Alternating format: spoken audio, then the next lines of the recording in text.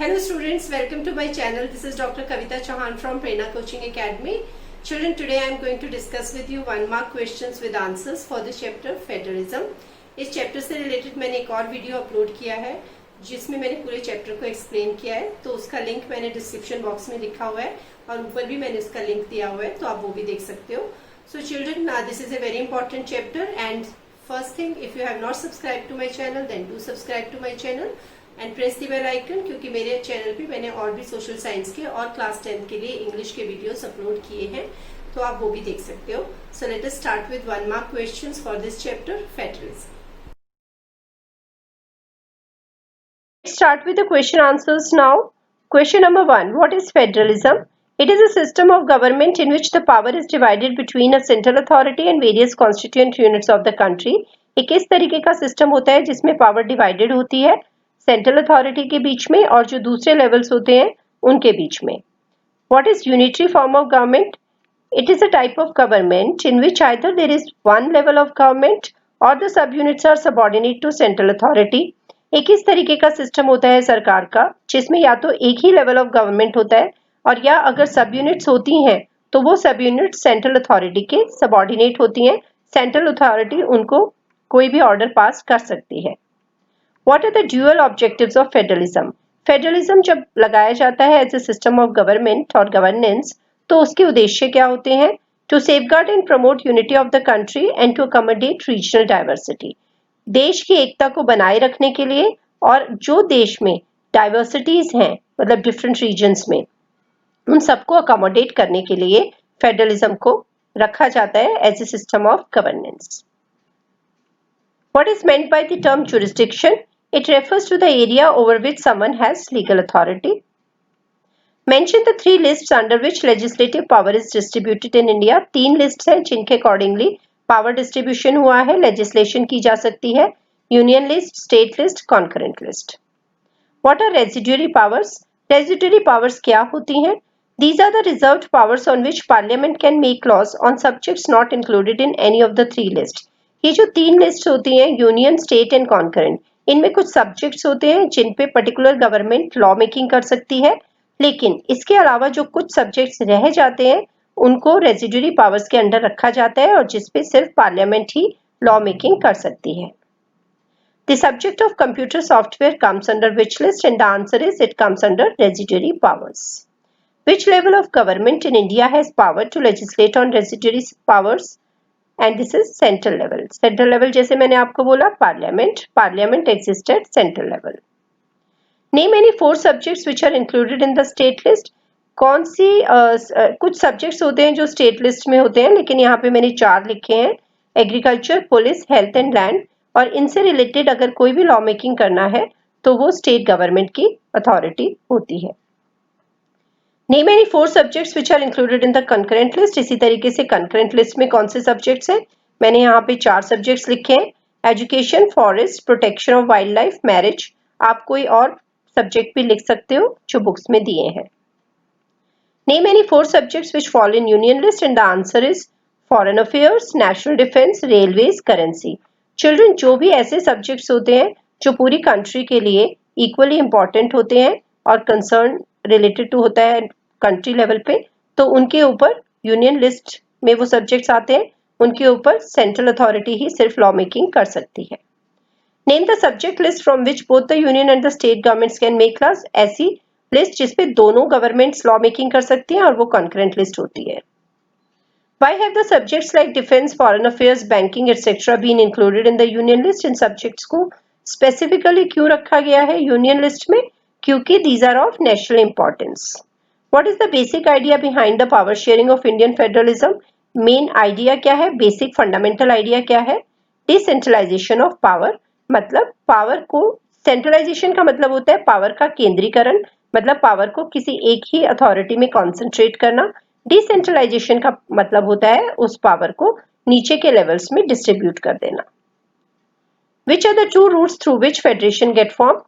2 तरीके होते हैं जिनके accordingly federation as a government और सिस्टम ऑफ गवर्नेंस बनाया जा सकता है.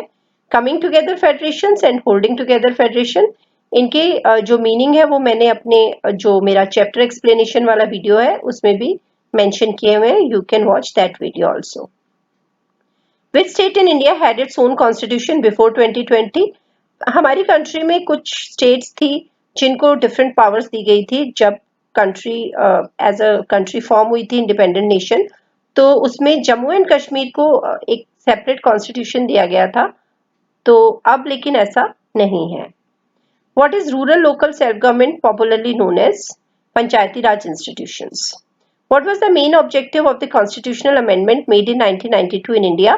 Constitutional amendment होती है बेटे कि जो भी constitution में features रखे गए थे at the time of making of constitution, तो क्या होता है कि धीरे धीरे कुछ नई requirements पैदा होती रहती हैं या लोगों की नई demands आती हैं जिनके accordingly कुछ changes किए जाते हैं constitution में, और उसको कहते हैं amendment procedure.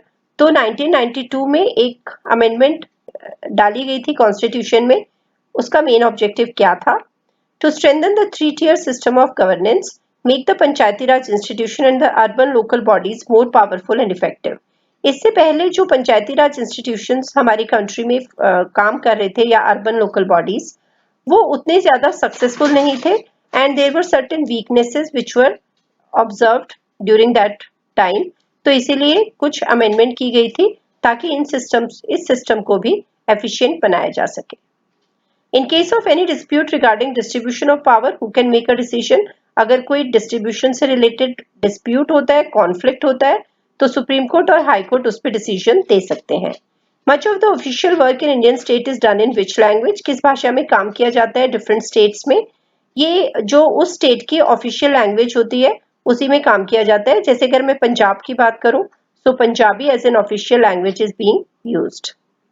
Which two constitutional amendments of 1992 deal with local self government? जो मैंने बताया 1992 में कॉन्स्टिट्यूशन में अमेंडमेंट की गई थी, तो 73rd और 74th अमेंडमेंट्स के नाम से उनको जाना जाता है।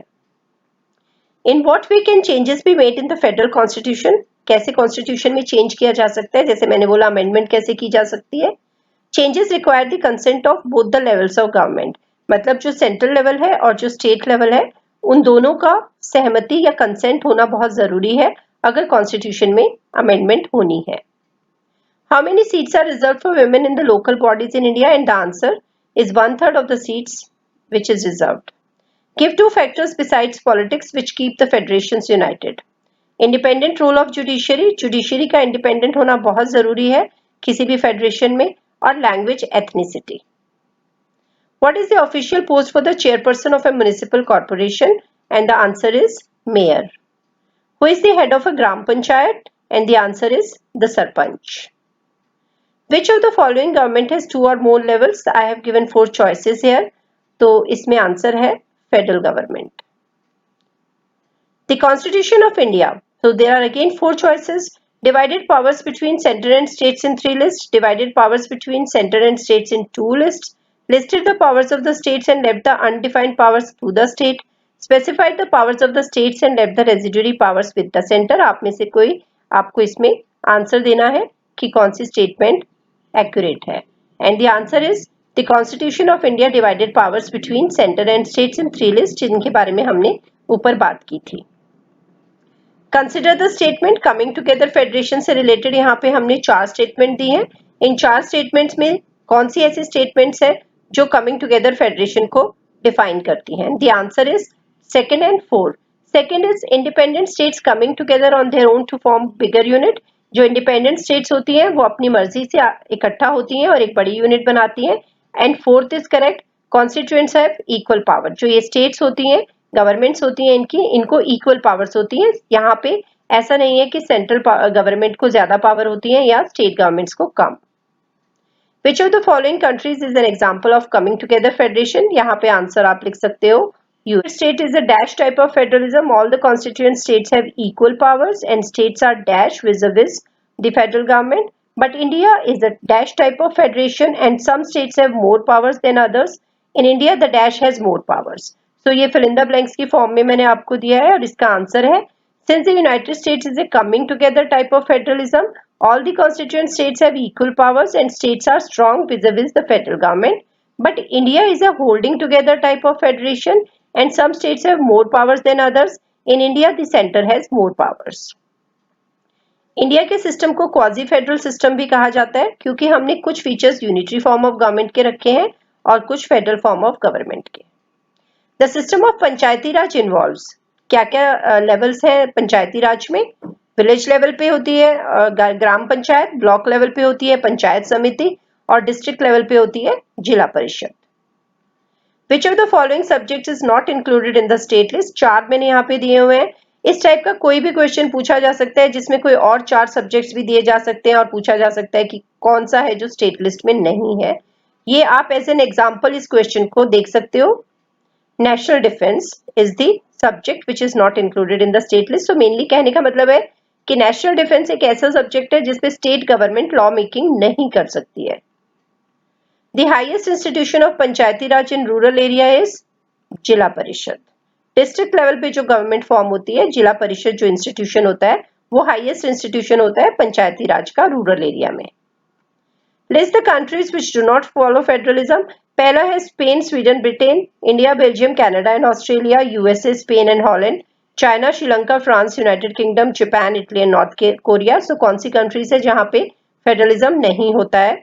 And the answer is given on the screen. China में फेडरलिज्म नहीं है, श्रीलंका में नहीं है, फ्रांस में, यूनाइटेड किंगडम में, जापान में, इटली में और नॉर्थ कोरिया में फेडरलिज्म फॉलो नहीं होता। How many languages are spoken in India and what is the ratio of Hindi speaking people in India? ये बुक में जो डेटा है वो थोड़ा पुराना भी है। तो आंसर इसका है 114 languages spoken and 40% people speak Hindi according to the data given in the book। वैसे अभी हिंदी स्पीकिंग की परसेंटेज 40 से थोड़ी above है। So children, thanks a lot for watching and stay tuned for more videos. Do subscribe to my channel if you have not subscribed to my channel and also press the bell icon to stay updated. I hope you enjoyed the class. Thank you so much.